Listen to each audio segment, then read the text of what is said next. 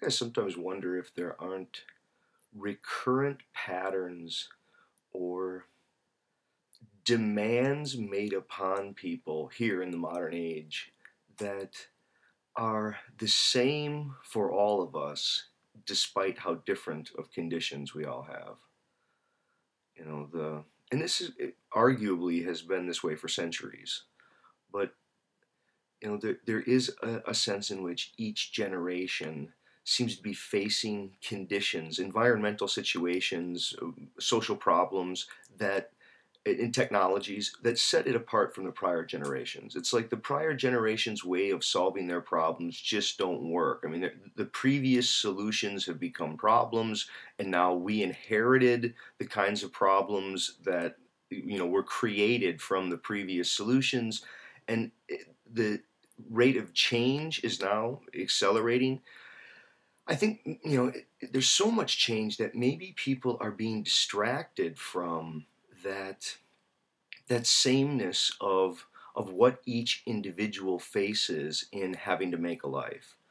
There are senses of what will one do to gain employment, to give a living to oneself, uh, perhaps to others. One wants to have a family. There may be, there are demands that are going to have to be met, and those are going to vary from local region, from place to place. And again, I think that's significant.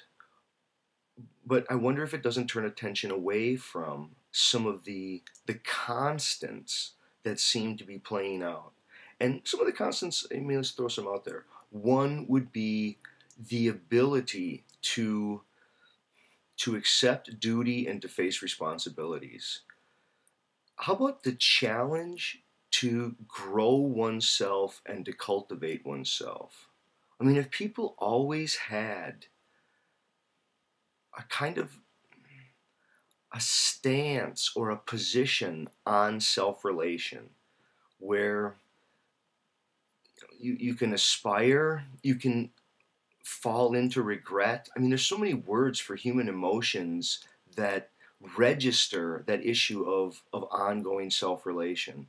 The way that people can feel proud or embarrassed or thankful for their own resilience in an earlier situation. I mean, the levels of self-relation, I think, are very complex. But it would seem that that each of us continually face, although different worldly situations, kind of the same situation that everyone before us has faced. Each person has to grow an individual. This one, it's like each one of us have to grow ourselves. And when we're young, because our body grows, it seems like growth is something that just happens independent of us. But once your body's done, you either actively take on that growth and try to cultivate a self, or you don't. I've heard people say that you learn something new every day. And yeah, there's a sense in which I guess everyone learns something new every day. But there are some people they're actively trying to cultivate themselves. They're growing themselves. They're studying. They're crafting an art. They're developing their skills in a trade. They're involved in various social programs. They're trying to, I guess, in adult ways, grab hold of the real world's the real problems that are there. I mean, look at the problem of justice in today's society. It's really kind of a nightmare. Nietzsche has this great stuff where it's in Truth and Lies in the Ultramoral Sense, where he says that, humans equate the unequal, and that's what an idea is. When you have an idea, you're equating the unequal, and all ideas of justice are some kind of equating of the unequal. Someone hits someone, and then someone else does something back, and they say, there, that settled the score, now we're, quotes, even. How is it possible when someone commits a crime that someone pays a certain amount of money, someone else, they do time in a prison, someone else, I don't know, they get their hand lopped off. You know, it's weird what justice is. And I think the response that many people give is, well, what should we do and what is justice? And they want to look for it rather than struggle with the agony of, we live in an unjust world and we need to help bring about reasonable forms of justice. And I don't have a magic wand. I don't go look. I mean, I think we can all pull out our, you know, our meters and go dee dee dee dee dee. Look, this is some serious injustice going on here, and we can identify cases that very clearly either the punishment doesn't seem to fit the crime, or there seems to be real serious inequity between what people are making for what they do compared to what other people are making for what they do. I think, you know, these aren't problems that are going to go away, and these are problems that need to be tackled by people. But the problem is an ongoing problem of self-relation. That's what needs to be awakened. And it's like, because there's so much social change, we keep focusing on all the social change and the problems that need to be addressed there. I mean, there are so many. And we don't want to deny those. But I think the more that the focus turns toward those, the more that we miss this. It's about learning how to ignite the individual into a kind of sovereignty over their own lives. I think some people have been put in a kind of a passenger seat, or they're going through as if life were on conveyor belts, and they're just sort of being escalated along. Take education. You know, you can take school as an example.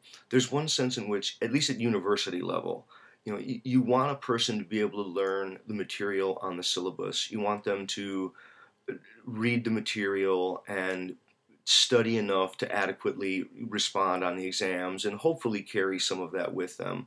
But they're really also supposed to be cultivating capacities that are independent of any content. It's sort of like the Kung Fu Kid, you know, or the Karate Kid. It's the, you know, wax on, wax off, paint the fence. I mean, you drill people through lots of difficult readings, and you're training certain modes of analyzing, certain modes of raising questions, certain techniques of looking for main argument, evidence for argument, subclaim. You're looking, you know, you're trying to help a person cultivate those skills and capacities that go along with understanding that particular content, but it's independent of the content. I think very similar to that, there's a growth of ownership of life, of realizing that life is one's problem, and of coming to own one's own, I guess, responsibilities in psychologically meeting life. That's one of the tasks of life. That each person, you know, if you're going to say it's a game, you know, I know some people like the life is a game metaphor. If you're going to say it's a game, it's like a game in which no matter what the playing board is, each person is given a chance to grow some kind of meaningful self-relation. And how that happens, I think, is through others. So it's not solipsistic. It's not like you sit around and just meditate. That's not what I'm advocating. Meditation may be included in there, but I think it's more study as a way of life. It's more ongoing dialogue with others whose views are very different than you, but you don't have to be hostile toward them. You don't have to misrepresent their view. You get together and you express your views, and both of you try to observe your own thoughts, reaction to it, your visceral feelings to it.